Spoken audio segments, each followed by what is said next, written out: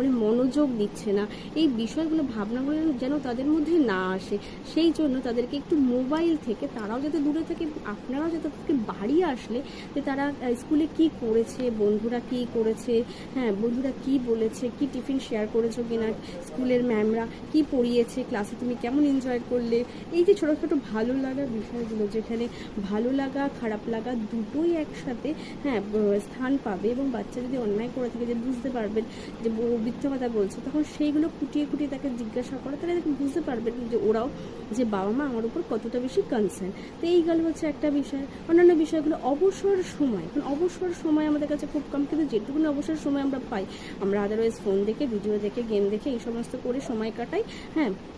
অন্যের সঙ্গে কথা বলে বলে সময় কাটে, কিন্তু সেটা একদমই না করে বাচ্চাদেরকে সেই সময়টা দিন, তাদেরকে নিয়ে একটু একটু করে গল্পের বই পড়ুন, তাদেরকে একটু 5 মিনিটের জন্য সন্ধ্যেবেলা তাদের পড়া হয়ে গেলে সেটা আপনি পড়ান